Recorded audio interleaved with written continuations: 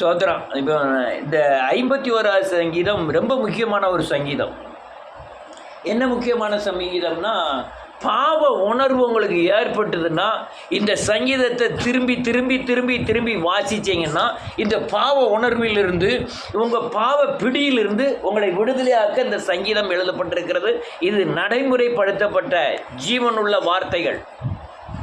தாவீது ராஜாவின் வாழ்க்கையில் நடந்த காரியங்களும் அவன் விடுதலையான காரியங்களும் தான் இந்த சங்கீதம் எழுதப்பட்டிருக்கு. எனக்கு பல பாவத்திலிருந்து என்னை விடுதலை ஆக்குனது இந்த 51வது சங்கீதம். என்னை மட்டுமல்ல, நான் அநேக இடங்களில் அந்த 51வது சங்கீதத்தை அல்லேலூயா சொல்லி அநேகரை விடுதலை ஆக்கிறதுக்கு தேவன் அனுக்கிரகம் பண்ணி இருந்திருக்கிறார். நல்ல கேளுங்க. இயேசுவின் நாமத்தினாலே பத்சபாலிடத்தில் செய்த தவறு நிமித்தம் ஒருத்தனுடைய மனைவியை எடுத்துக்கொண்டான், அவனை கொலையும் செய்து விட்டான்.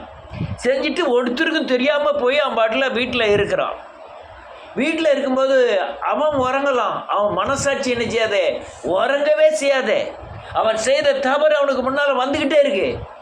இவனால் தாங்க முடியல, படுக்க முடியல, எந்திக்க முடியல. அங்கே அவளை பட்சவேலை பார்க்கும் பொழுதெல்லாம் அவன் கணவன் உயிரோடு இருந்ததும், அவன் தேசத்திற்காய் ஓடினதும், யுத்தம் செய்ததும் அவன் கண்ணுக்கு முன்னால் வந்துக்கிட்டே இருக்கு. அவனுள்ள அல்லேலூயா உரியாவின் உண்மை உள்ள தன்மை, தேசத்திற்காய் தான் எதையும் கொடுக்க ரெடின்னு இருந்த ஒரு உண்மை உள்ள தன்மை, அல்லேலூயா அந்த தன்மை அவன் கண்ணுக்கு முன்னால் வந்துக்கிட்டே இருக்கு. வேதனை அடைந்தான் தாவீது. உடனே என்ன செய்யறான், போய் பலி செலுத்துகிறான். அந்த நேரத்தில் நீங்கள் அல்லேலூயா வேத வசனத்துக்கு மீறி நடந்துட்டீங்கன்னா உங்களுக்கு பலி செலுத்தி அதை நிவர்த்தியாக வழி பண்ணலாம். பாவம் நிவர்த்தியாகாது, ஆனால் இவன் ஆத்தும திருப்தி உண்டாகும். நான் ஒரு 5 காளைகளை செலுத்தியிருக்கேன், 50 காளைகளை செலுத்தியிருக்கேன், இந்த பச்சைபால் பாவத்தின் நிமித்தம் இந்த காளைகள்னால ஈடாயிட்டுன்னு அவன் மன திருப்தி உண்டாகுமே தவிர அவனுடைய தண்டனை அவனை விட்டு மாறாது. அல்லேலூயா. தாவீது எவ்வளவோ பிரச்சனை, எவ்வளவோ பாடுகளை அனுபவிக்கிறான். ஏன்னா ஒருத்தரும் தெரியாது, அவன் பாட்டில் தனியாக இருந்து வேதனைப்பட்டு இருக்கான்.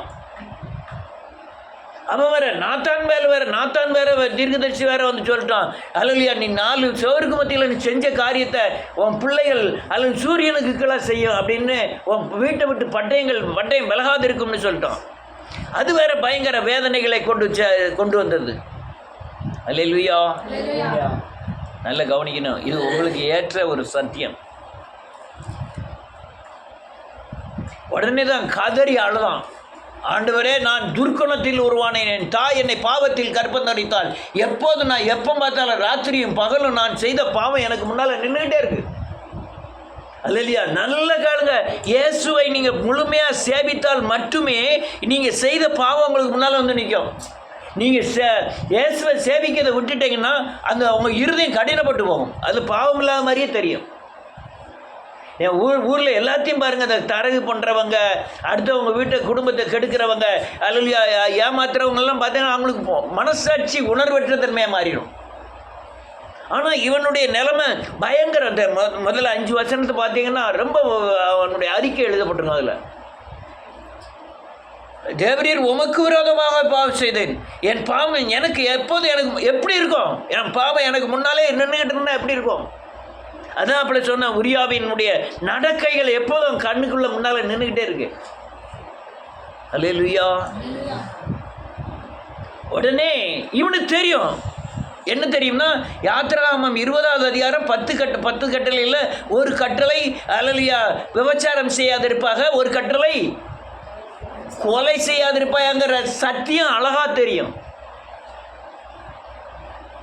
வசனத்தை மீறுதான், ஆனால் வசனத்தை மீறினதுக்கு பலி செலுத்தி அதை சரி பண்ணலான்னு நினைக்கான்.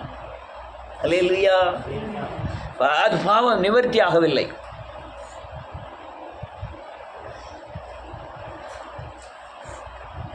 அப்போ தான் சொல்லலாம், இந்த சங்கீதம் பூரா பாடிட்டு அதுக்கப்புறம் அது ஆவியில் நொறுக்கப்பட்டான். ஆவியில் நொறுக்கப்பட்டு அல்லேலூயா, அதுதான் கதர்ன அந்த சங்கீதமே. அதுதான் ஆவியில் நொறுக்கப்படுகிறான். நான் செய்தது தப்பு ஆண்டவரே அப்படின்னு அழ ஆரம்பிக்கான். நொறுக்கப்படுதான். வாசிப்போம், ஒரு வசனத்தை வாசிப்போம்.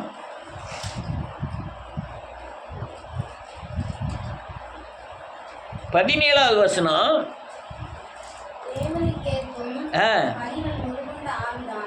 தேவனுக்கு ஏற்கிற பலி நல்ல கேளுங்க, தேவனுக்கு ஏற்கிற பலி ஆடு மாடு அல்ல. நான் 10,000 ரூபாய் தேவனுக்கு கொடுத்துட்டேன், நான் 1,00,000 ரூபா கொடுத்துருக்கேன், ஆலயத்தை கட்டி கொடுக்க, இது அல்ல பலி அல்ல. அவர் என்னத்தை விரும்புகிறாரு? உன் ஆவியில் நொறுக்கப்பட்டு நீ செய்த பாவத்தை தேவ சமூகத்தில் அறிக்கை செய்யணும்னு விரும்புகிறார். அல்லேலூயா.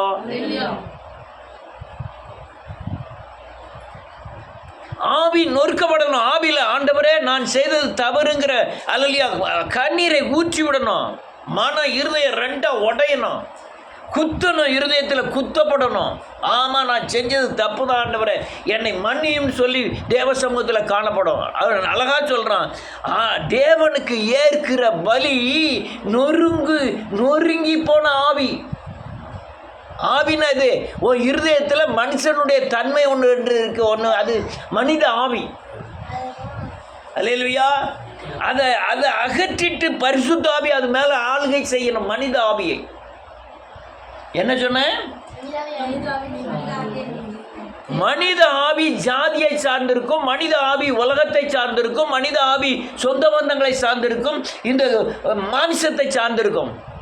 ஆனால் அதை நீக்கிட்டு பரிசுத்த ஆவி அந்த மனித ஆவியை ஆளுகை செய்யணும். அல்லேலூயா. அப்போ ஆவியில் என்ன செய்யப்படணும்? நொறுக்கப்படணும். அல்லேலூயா.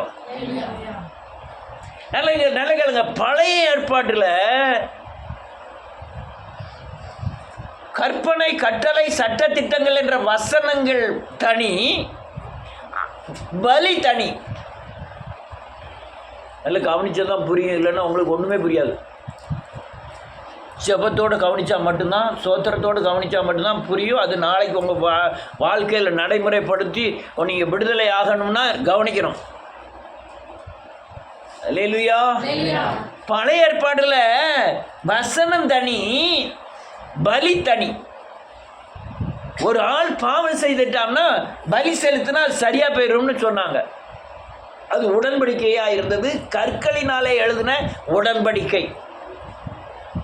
தேவனோடு பண்ணுகிற அல்லேலூயா பலி செலுத்தி தேவனோடு என்ன பண்ணுறோம்? உடன்படிக்கை பண்ணுகிறோம். என்ன உடன்படிக்கை பண்ணுகிறோம்?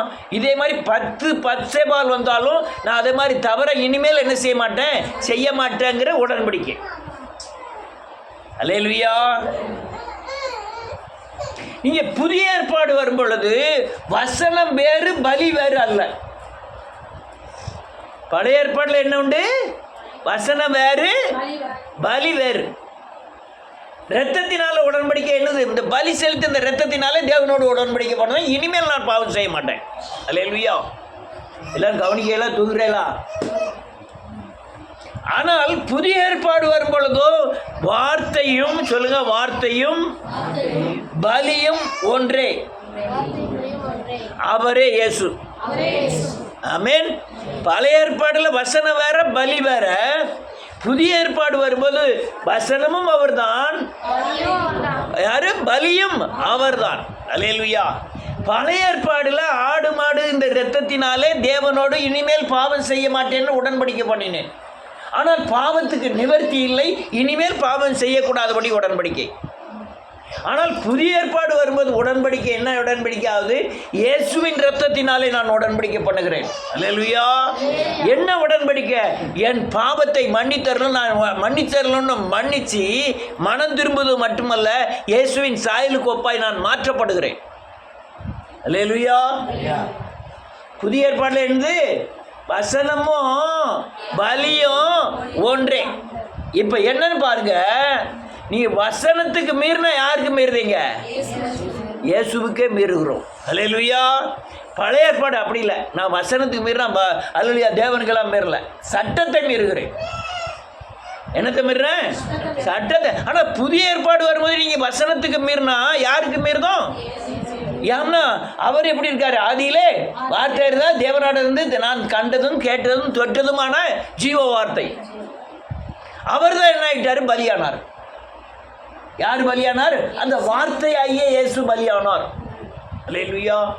கவனிக்கீங்களா இல்லையா? வார்த்தையா இயேசு என்ன ஆயிட்டாரு? பலியானார். இப்போ என்ன ஆயிட்டு? நான் வசனத்தை மீறும் போது யாரை மீறுதேன்? இயேசுவையும் அவர் பலியையும் மீறுகிறேன். அல்லேலூயா.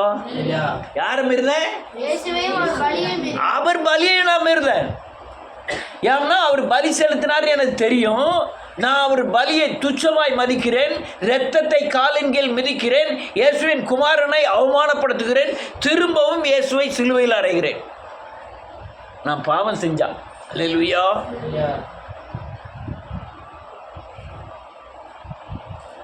நேற்று ஒரு ஆர்டிக்கல் எழுதினேன். செக்ஸ்ன்னு சொல்லி எழுதினேன். அல்லேலூயா. ஆண்களுக்கும் பெண்களுக்கும் வித்தியாசம் இல்லாதபடி சகோதர சகோதரி மாலி நீங்கள் கண்கள் பார்க்கவும் இருதயம் இருதயம் யோசனை பண்ணவும் நடப்புக்கும் வரணும். உலக நடப்பு மாமிசத்தின் நடப்பு ஆண் பெண் என்ன, இது ரொம்ப முக்கியமான ஒரு சப்ஜெக்ட் இது. அலலியா ஆண் பெண் ஒரு அலலியா நடப்புகள் ஒரே இச்சையின் அடிப்படையில் உள்ளது. நீ கிறிஸ்துவன் ஆகிய ஆண்டவருடைய ஆளுகைக்கு உட்பட்டனா ஒரு ஸ்திரியை பார்க்கும் பொழுதே சகோதரியாகவும் தாயாகவும் உன் உடன் பிறந்தவர்களாகவும் காணப்பட வேண்டும். உன் சகோதரனா உன் தகப்பனா உன் அண்ணன் தம்பியா காணக்கூடிய பலன் உங்களுக்கு வரணும். அல்லேலூயா.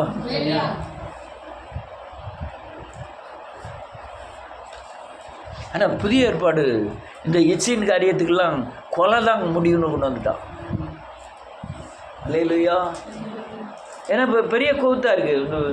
என்ன கூத்துனா, ஒரு பெண் நிர்வாண சாமியார் எங்கள் ஆந்திராவில். அது பொம்பளை இன்னும் 35 வயசு இருக்கும். அது பாட்டில் இந்த கொண்டையெல்லாம் மேலே வரையும் போட்டுட்டு மேலு காலில் திருநாறு பூசிட்டு நிர்வாணமாக அவட்டில் ரோட்டில் நடக்கா, எல்லாத்துக்கும் இப்போ ஆசீர்வாதம் கொடுக்கா வைக்க அவட்டில் போய்கிட்டே இருக்கா. துணி ஒரு பிட்டு துணி கிடையாது. கார் வச்சுருக்கா. காரில் பெரிய பார்த்தியா வீடியோவில்? பார்க்கலையோ? பெரிய மண்டோடு வரைஞ்சிருக்கு.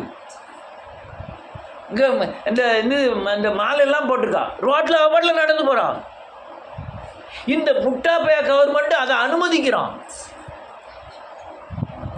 அல்லேலூயா. அனுமதிக்கிறான்.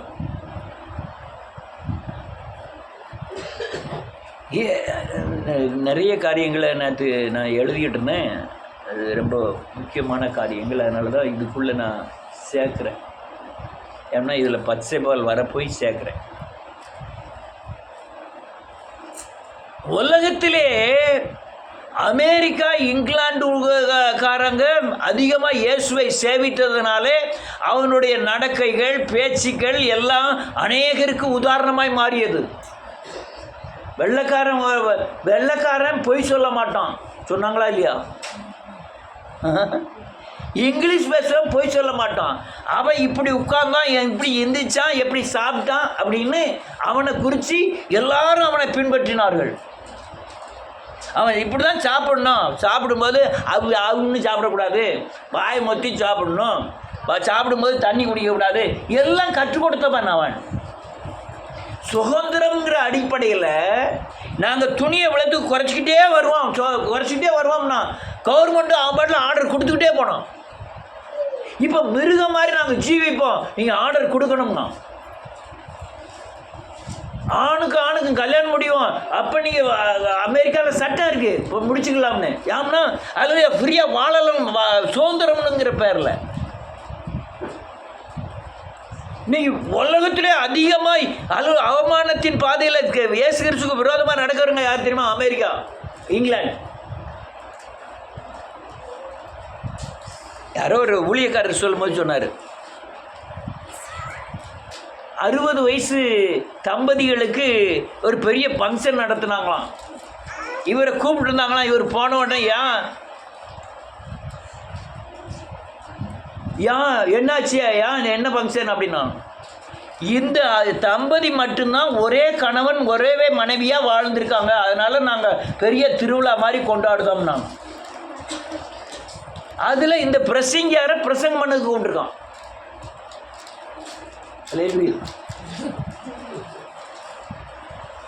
இந்த ஒரு குடும்பம் தான் ஒரே மனைவி ஒரே கணவனோடு வாழ்ந்துருக்காங்களாம். இப்படி பல கதைகள் அங்கே நடந்துக்கிட்டே இருக்கு. காரணம் என்னன்னா, அல்லையா, சுதந்திரம் சுதந்திரம் சுதந்திரம் சொல்லி வேலை சுதந்திரத்தை திறந்து விட்டாங்க, எல்லாம் ஓப்பனாக ஆக்கி விட்டாங்க. அல்லேலூயா. இப்போ என்ன ஆயிட்டு, இந்த நொறுங்குண்ட ஆவி வருவதற்கு அல்லையா சிலுவையும் வசனமும் முக்கியம். என்ன முக்கியம்? நீங்க உலகத்தில் எங்க மீறுதீங்களோ நீங்க இயேசுவுக்கு மீறுதீங்க, அவருடைய பலியை மறுதலிக்கிறீர்கள். அல்லேலூயா. எங்க நீங்க இயேசு அல்லேலூயா வசனத்துக்கு விரோதமா நடக்கிறீங்களோ அங்க பலியாகிறது ஆடு அல்ல மாடு அல்ல, இயேசு. இயேசு எப்போ பலியாடுறாருன்னா, நான் ஏற்கனவே அறிக்கை செய்து பாவத்தை விட்டு நான் தேவனை சேவிக்கிறேன், திரும்ப நான் பாவம் செய்யும் பொழுது இயேசு திரும்ப என்ன செய்யப்படுகிறார்? அடிக்கப்படுகிறார். மறுபடியும் சிலுவையில் என்ன செய்யறாங்க?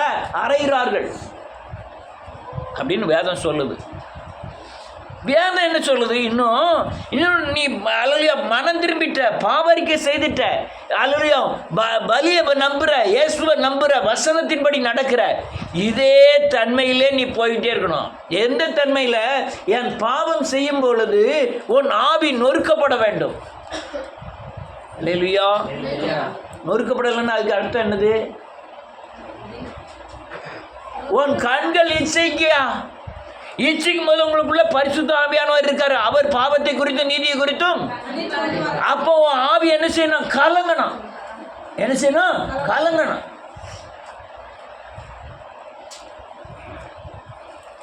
கலங்காம திரும்பி அந்த பாவத்தை செஞ்சுன்னா அதுக்கு பேர் என்ன பேரு? துணிகர பாவம்.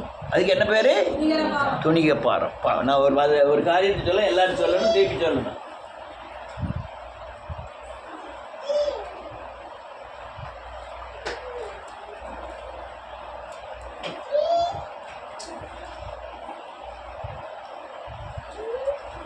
துணிகர பாவம் என்பது இயேசு கல்வாரி சிலுவையில் மரித்தார் என்பதும், என் பாவத்திற்காய் பலியானார் என்பதையும் நான் விசுவாசித்து அறிக்கை செய்த பிறகு எனக்குள்ள பரிசுத்த ஆவியானவர் வந்து பாவம் செய்யக்கூடாதபடி நொறுங்குண்ட ஆவியை தந்திருக்கிறார்.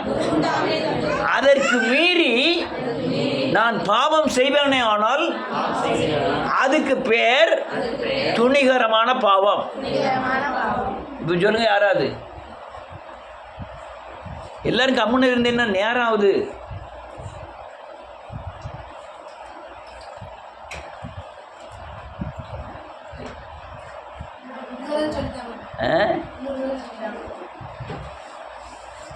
நான் இப்போ சொல்லும்போது மாற்றிலாம் சொல்லுவேன், நான் எழுதி வைக்கல.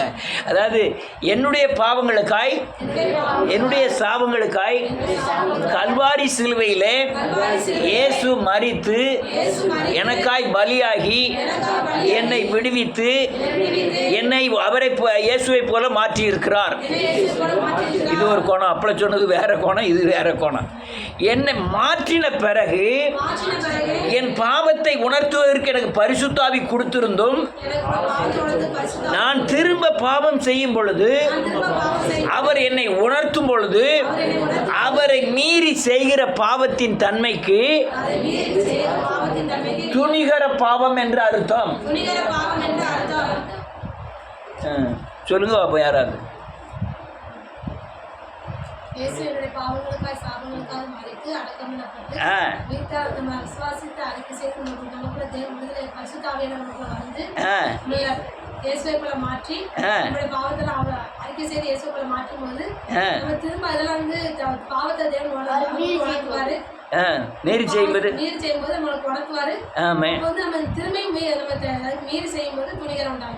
அது பேர் என்ன பாவம்? துணிகரமான பாவம். அதான் சங்கீதக்காரன் ஜெபமணிமே சொல்லலாம், துணிகரமான பாவங்கிறதுக்கு என்னை விலைக்கு காத்துடலும்.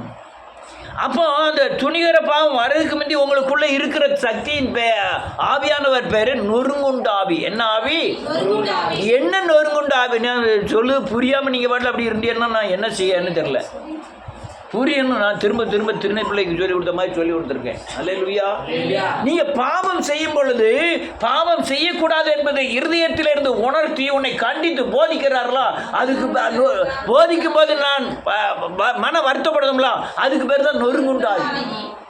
ஒருவேளை நீ அந்த பாவத்தை செஞ்ச பிறகு உங்களுக்கு தூக்கமும் வரக்கூடாது, சமாதானமும் இழந்துடணும். ஆண்டவரே நான் இப்படி செஞ்சிட்டேனே அப்படின்னு உங்களுக்குள்ள வேதனை உண்டாக்கிட்டே இருந்தா அதுக்கு பேர் என்ன பேரு? நீங்கள் தப்பிச்சு கொள்ளலாம். என்னைக்குனாலும் என்ன செஞ்சிடலாம், எப்பேற்பட்ட பாவமாக இருந்தாலும் சரி தப்பித்து கொள்ளலாம். அதான் நொறுங்குண்டாவி இல்லாமல் நீங்கள் துணிகர பாவத்துக்கு உட்பட்டீங்கன்னா நீ தப்பிக்கவே முடியாது. ஏன்னா அது அந்த மரத்து போகும். மரத்து தானே இருதய கடினாயிரும், மரத்து போகும்.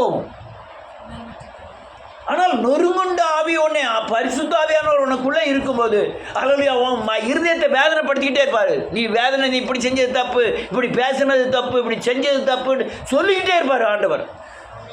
அதுக்கு பேர் தான் என்ன ஆவி? நொறுங்குண்ட ஆவி. இதை உங்களுக்குள்ள அதை தான் தேவன் விரும்புகிறார், உங்களுக்குள்ள இருக்கணும்னு விரும்புகிறார். வாசிக்கலாம் அதே வசனத்தை 16-17. விரும்புகிறது இல்லை, செலுத்துவேன். தாவீது சொல்றான், ஆண்டவரே காளை ஆடு இந்த பலியை நீர் என்ன செய்யல, விரும்பல. நீர் விரும்பல. நீ என்னத்தை விரும்புகிறாரு? நொறுங்குண்ட ஆவியை விரும்புகிறேன். என்ன ஆவி? நொறுங்குண்ட ஆவியை விரும்புகிறேன். அது என்னை பாவத்தை குறித்தும் நீதியை குறித்தும் கண்டித்து உணர்ந்துக்கிட்டே இருக்கு. என்னை வேதனைப்படுத்த வைக்கிறது, என்னை மனம் திரும்ப வைக்கிறது. அந்த நொறுங்குண்ட ஆவி எனக்குள்ள இருக்கணும்னு விரும்புகிறேன். எது நல்லது? சந்தோஷமா இருக்கிறது நல்லதா, நொறுங்குண்ட ஆவி இருக்கிறது நல்லதா? நொறுங்குண்ட ஆவி வெளியே தோற்றத்துக்குன்னா நான் அழுத மாதிரி தெரியலாம் வெளியே, ஆனால் என்னை விடுவித்து கொண்டே இருக்கும். என்னை அழுதியா பாதுகாக்க அதான் வழி, என்னை விடுவித்து கொண்டே இருக்கும். நான் அநேக நேரம் நினைப்பேன், 10 பைசா கூட போய் சொல்லக்கூடாது, உங்கள்ட்ட அநீதியே இருக்கக்கூடாது. கை உதறதுக்கே பயமாக இருக்கு. ஒன்றுமில்லையே, சும்மா இப்படி உதறினா இப்போ 50 ரூபா செலவு. சடக்குனது வலி, கடுமையான வலி வேற சுமக்க வேண்டியதாகிட்டு. இன்னும் நான் புதன்கிழமை எப்படி போய் நான் பாடம் நடத்த போகிறேன்னே தெரியல. கர்த்தர் தான் நம்ம பந்தி வேறு கொடுக்கணும். இந்த கைட்டு பந்தி வாங்கினா யாரும் சாப்பிட கூட மாட்டாங்க. ரைட், இயேசுவின் நாமத்தினாலே அல்லேலூயா. அடுத்த நிலையில் இருக்கு 17. தேவனுக்கு ஏற்கும் பலிகள் நொறுங்குண்ட ஆவிதான். ஒரு நிமிஷம், நீங்க காளை ஆடு மாடுகளை பலி எனக்கு விருப்பமே இல்லை. ஏன்னா காளையும் என்னுடையது, ஆடு மாடுகளும் வனத்தில் காண்கிற எல்லாமே யாருடையது? அவருடையது. ஆனால் நான் பலியை விரும்புறதே இல்லைங்கிற. இது மேலே எழுதியிருக்கும்னு நினைக்கிறேன், 50வது சங்கீதத்தில் எழுதியிருக்கும்னு நினைக்கிறேன். காளைகள்லாம் நான் விரும்புறதே கிடையாது. ஆனால் நான் எதை விரும்புதேன்? உனக்குள்ள பரிசுத்தாவி தந்திருக்கேன், பரிசுத்தாவியை கொண்டு போய் அல்லேலூயா நன்றியோடு கூட துதிக்கிறேன், பாவங்களை நீக்கி இருக்கிறேன். திரும்ப நீ பாவம் செய்யும்போது நான் கண்டித்து உணர்த்துக்கிறேன். அந்த நேரத்தில் உன் இருதயம் சீர்படணும். அந்த சீர்படுத்துக்கு உன்னை வேதனைப்படுத்துகிறாரு, அதுக்கு பிறகு தான் நொறுங்குண்ட ஆவி. அந்த நொறுங்குண்ட ஆவியை நான் விரும்புகிறேன். அல்லேலூயா. பெரிய பாக்கியம். நீங்கள் அழுகங்க, பிரச்சனை இல்லை. உங்களுக்கு பெரிய பாக்கியம், உங்களுக்குள்ள ஆவியானவர் இருந்து பாவத்தை குறித்து கண்டித்து உணர்த்தி உன் ஆவியை நொறுக்கணும். அல்லேலூயா. அடுத்த என்ன எழுதிருக்கு? தேவனே நொறுங்குண்டதும். ஆமென். இப்ப என்ன ஆயிட்டு? ஆவியை சொன்னவர் ஒரு இருதயத்தை நொறுக்குகிறார். அல்லேலூயா. நொறுக்குகிறார். சரியான ஆவியானவரின்படி நடக்கிற மனுஷன் சின்ன பாவமானாலும் சரி, பெரிய பாவம் சரி, அவனை குத்திட்டே இருக்கும். அல்லேலூயா. குத்திக்கிட்டே இருக்கும். அதுதான் உங்களுக்குள்ள நீங்க பரிசுத்த ஆவி உங்களுக்கு இருக்குது அடையாளமே. அந்த இருதயம் உடைக்கப்படுதலாம், அதுதான் அடையாளம். பரிசுத்த ஆவி இல்லாம அசுத்த ஆவி இருந்தன்னா இருதயம் கடினப்பட்டு போகும். இருதயம் அல்லேலூயா உடைக்கப்பட்டுட்டே இருக்கணும். நீ எல்லாம் துணிகரமான பாவத்துக்கு போயிருவீங்க. அல்லேலூயா. யாரு? யாக்கோப்பு மகா தீனால சீகோன் கெடுத்துட்டான். அவன் யாக்கோப்பு கூப்பிட்டு சொல்கிறாங்க, வாமா நாங்கள் இந்த ஊரில் நாங்கள் வியாபாரம் பண்ணணும், அதனால் நம்ம 2 பேரும் உடன்படிக்கை பண்ணிவிடுவோம்ட்டு 2 பேரும் ஒரு பலி செலுத்தி உடன்படிக்கை பண்ணிக்கிட்டாங்க. உன் மகளை நான் கட்டிக்கிட்டு தான் என் மகனை நீ மருமகனை ஆகிக்க அப்படின்னு ரொம்ப பெண்ணுகளை கட்டி வாங்கி நம்ம 2 பேரும் ஐக்கியமாயிரும் அப்படிங்க. அல்லேலூயா. உடன்படிக்கை பண்ணும்போது இதே அந்த தீனாளுடைய சகோதரனாகிய சிமியோனும் இருக்கான், லேவியும் இருக்கான். லேவியும் சிமியோனும் இருந்தும் எல்லா உடன்படிக்கையும் கேட்டும் எல்லாம் ராத்திரி போல விருத்த சேதனம் பண்ணியிருக்கும் போது ராத்திரி போலே கிளம்பி போய் அவ்வளோ பேர் வெட்டி கொண்டிருக்கோம். இவங்க பூரா விருத்த சேதனம் வேதனையில் உட்காந்துட்டு இருக்கான், போய் வெட்டி துணிக்கிறோம், பயங்கரமான துணி. எதை மதிக்கலை? உடன்படிக்கை பண்ணியிருக்கல. அப்பாவை மதிக்கனா இல்லையோ? யார்கிட்ட உடன்படிக்கை பண்ணியிருக்கான்? தேவன்கிட்ட உடன்படிக்கை பண்ணியிருக்கான். மீறுதான் உடன்படிக்கையை, துணிகரம். அல்லேலூயா. அநேகருடைய துணிகரம். நான் அநேகருடைய வாழ்க்கையை பார்க்குறேன். இப்போ நம்ம ஒவ்வொரு ஆளுக்கு செக் பண்ணிகிட்டே இருக்கோம். ஒவ்வொரு ஆள் எப்படி எப்படி இருக்காங்கிறது. நீங்கள் வீட்டில் இருக்கலாம், நீங்கள் கடையத்தில் இருக்கலாம், எங்கெல்லாம் இருக்கலாம், உங்கள் ஆவியின் தன்மையை குறித்து நான் செக் பண்ணிகிட்டே இருப்பேன். அநேகருக்கு இந்த சூது வஞ்சம் இதெல்லாம் போகவே இல்லை. நீ பலி செலுத்துறீங்க, நல்ல கண்ணீர் விட்டு அழுறீங்க, மாற்றம் இல்லை. இயேசுவை போல மாற்றம் இல்லை. அப்போ நொறுங்குண்ட ஆவி இருந்தால் தான் சின்ன பாவத்துக்கும் உங்களுக்கு நொறுங்குண்ட ஆவியாய் இருதயம் உடைக்கப்படும். இல்லைன்னா இருதயம் உடைக்கப்படாது. அது ஆனால் இது இல்லைன்னா என்னையா ஆகும்? எதிர்காலம் உங்களுக்கு சுத்தமாக பாதிக்கப்படும். எதிர்காலத்தில் நீங்கள் தேவனிடத்தில் ஒன்றுமே பெற்றுக்கொள்ள முடியாது. உங்கள் சுய புத்தியில் நடக்குதான் உங்களுக்கு வந்து கிடைக்கும். தேவனிடத்தில் பெற்றுக்கொள்ளக்கூடிய காரியங்கள் இந்த உலகத்தின் தன்மையிலிருந்து வரக்கூடியது அல்ல, அது தேவனிடத்திலிருந்து வரக்கூடியது. அல்லேலூயா. அதில் விளிம்பு அளவு கூட நஷ்டம் இருக்காது. அல்லேலூயா. அநீதி இருக்காது. அநேகரை பார்க்கிறேன், நல்ல ஜெபம் பண்ணுறாங்க, அவங்களுடைய வாழ்க்கை நடைமுறைகள் குணங்கள் மாறவே இல்லை, மாறவே இல்லை. அல்லேலூயா. மாற்றமணும், அவங்க மாறணும். இந்த மாணவர் சகோதரி நல்ல சாட்சி சொன்னா, பையனை கூப்பிட்டு போய் ஆற்றுல ஒரு குளத்துல போய் குளிக்க போயிருக்காலும் அந்த பையன் முங்கி இறந்து போயிட்டான். அங்கே கூட பண்ண பையன் 2 பேரும் வந்து அவனுங்களை எப்படியாவது அடிக்கணும்னு நினச்சிட்டாங்க. வீட்டில் படுத்து கிடந்த பையனை கூப்பிட்டு போயிட்டான். அந்த பையன் போய் அங்கே போய் குளிக்கிற இடத்துல அவன் போய் முங்கிட்டான். ஆள் இறந்துட்டு ஊரே கூடி வந்து அந்த அதெல்லாம் அடக்கம் பண்ண பிறகு அவன் அவரை போன வாரம் அந்த தெருவுடி அந்த 2 பையனும் போனாலும் போய் அடிச்சிடதான் செய்யணும்னா, நாளைக்கு வரும்போது அடிச்சிடணும்னு நினச்சிக்கிட்டு இருக்கு இந்த பொம்பளையால். வருத்தம் இருக்குதான் செய்யும். வீட்டில் இருந்தவனை கூட்டிகிட்டு போனால் எப்படி இருக்கும்? ஏற்கனவே நம்ம பையன் தப்பு பண்ணால் தப்புன்னு சொல்ல மாட்டான். அடுத்த பையன் அவன் சேர்ந்தவனானா இன்னும் இவனை தப்பு பண்ண வச்சுட்டான்போ. இவன் குடிக்கவே மாட்டான், அவன் சேர்ந்தவன் குடிக்க வச்சுட்டான். இவனுக்கு எங்கே போச்சு குடிக்கக்கூடாதுன்னு. எல்லா தாய்மார்களுடைய எண்ணங்களே அப்படிதான். என் பிள்ளை தங்கம், அடுத்தவன் வந்து கூட்டிகிட்டு போய் குடிக்க வச்சுட்டான், அடுத்தவன் இப்படி என்ன வச்சுட்டான், சிகரெட் குடிக்க வச்சுட்டான் அப்படிம்பாங்க. அல்லேலூயா. ஆனால் நீங்கள் மன்னிக்கணும்னு ஒரு ஜெபம் கொஞ்ச நாளாக பண்ணுறோம்.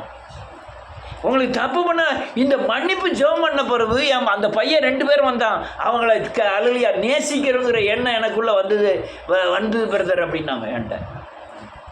எனக்கு மன்னிக்கிற தன்மை, மன்னிக்கணும்னு சொல்லி ஜெபம் பண்ண பிறகு அவங்க மேலே கோவப்படணுங்கிற எண்ணம் எனக்கு வரல. அவங்கள நேசிக்கணுங்க, இல்லைன்னா நான் அடிச்சிடணும்னு தான் இருந்தேன். கூப்பிட்டு தெருவில் வச்சு அடிச்சிடணும், என்ன நடந்தாலும் போலீஸ் கேஸ் ஆனாலும் பரவாயில்ல அப்படின்னு நினச்சேன். அந்த அம்மா சொன்ன வார்த்தை தான் சொல்கிறேன். இது என்ன ஆவி?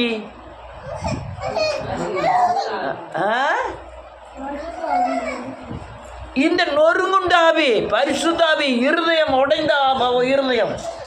இவங்க உண்மையாக மன்னிக்கிறேன்னு சொல்லி ஜெபம் பண்ணுறாங்க. யார் பிள்ளை இறந்து போச்சு, அவன் வீட்டில் படுத்திருந்தவனா கூட்டி கொண்டு போய் கொலை பண்ண மாதிரி ஆயிட்டு. குடு குடு குடு அளவு உண்டாக்காத. அல்லேலூயா. நொறுங்குண்ட ஆவி எப்போ வந்தது? இந்த ஆவியானவருடைய சத்தத்துக்கு செவி சாய்க்கும் போது, சுத்த மனம் திரும்புதல், மன்னிப்பின் ஜெபம் இருந்தது போல இருந்ததுதான். அல்லேலூயா. இல்லைன்னா அந்த பையனை அடிச்சிடவே செய்யும். அது என்ன சொல்லுது? போலீஸ்காரது ஆனாலும் பரவாயில்ல, 2 அடியாவது அடிச்சிடணும் தெருவில் வச்சு. என் பையன்லாம் பேர் இருந்துட்டான்னு. ஆனால் மன்னிப்பின் ஜெபம் பண்ண பிறகு நான் அப்படி செய்யக்கூடாதுன்னு நினச்சிட்டேன் அப்படின்னு சொன்னாங்க. அல்லேலூயா. இந்த ஆவி தான் வேணுங்காரு. பலிலாம் வேண்டாம், காணிக்கே வேண்டாயா. உன் காணிக்கை தேவன் அல்லையா அப்படிலாம் விரும்பலை. அநீதினால் வர காணிக்கை விரும்பவே இல்லை. உன் சரீரத்தை விரும்பலை, உன் அறிவை விரும்பலை, உன் பலத்தை விரும்பலை, அல்லையா உன் வீட்டை விரும்பலை, என்னத்தை உன் இருதயத்தை பத்திரம் தேவன் கேட்கிறார். அல்லையா உன் இருதயத்தை ஏண்டத்தான். அதில் என்னையே தவிர அதுக்குள்ள ஒன்றுமே இருக்கக்கூடாது. பேத்தியா இருக்காளா?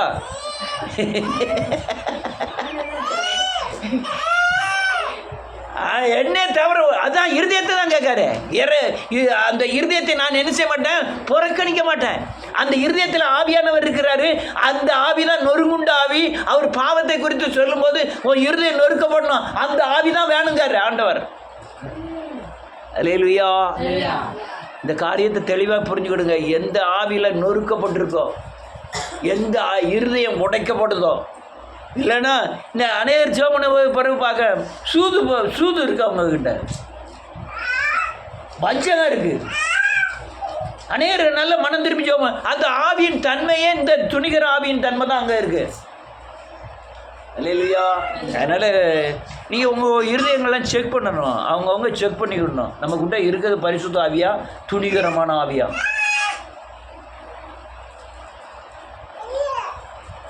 அல்லேலூயா. துணிகரமான ஆவியா, பரிசுத்த ஆவியா? பரிசுத்த ஆவி இருந்தனா பாவத்தை கண்டா இருதயம் நொறுங்கும். துணிகரமான ஆவி இருந்தனா பாவத்தை கண்டு விரும்பி செய்ய சொல்லும். அநேக தன்மையை பார்க்குறேன், தெரியாத மாதிரி செய்கிறாங்க. அதாவது வேதவசனம் தெரியும் நல்லா, ஆனாலும் அந்த தெரியாத மாதிரி, அது மதியின மாதிரி. என்னையா அப்படி செய்த? எனக்கு ஒன்றும் இல்லை, தெரியாது. என்னவா இப்படி செய்த? எனக்கு ஒன்றும் தெரியாது என்னங்கிறது. ஆனால் செய்கிறது பூரா அப்படியே தான் செஞ்சுக்கிட்டு இருக்காங்க. உங்கள் எதிர்காலம் நீங்கள் அளக்கிற அளவின்படியே தான் அளக்கப்படும். உங்கள் கிரியைகளுக்கு தக்க உங்களுக்கு பலன் இருக்கும். பரிசுத்த ஆவியானவர் ஒரு ஆளுக்கு கூட ஒரு ஆளுக்கு குறையும் இல்லை. வேதவசனத்தில் என்ன எழுதியிருக்கோ அதே மாதிரி தான் ஒவ்வொரு ஆளுக்கையும் பரிசுத்த ஆவியானவர் நடத்துகிறார். அதனால் உங்கள் எதிர்காலம் பாதிக்கக்கூடாதபடி கொடுக்கிற பரிசுத்த ஆவியின் நொறுக்குதலுக்கு நீங்கள் இருதயத்தை கொடுத்து தேவ ஆவியானவர் என்ன போதிக்கிறாரோ அதே மாதிரி நடந்து இயேசுவை போல் மாறணும். மாறினீங்கன்னா அந்த உலகத்தில் எதிர்காலம் பயங்கர கொடுமையாக இருக்கும், பயங்கர கொடுமையாக இருக்கும். அதனால் இந்த கொடுமையான காலத்தில் உங்களை தப்பித்துக்கொள்ள ஒரே வழி நொறுங்குண்டாவி அல்ல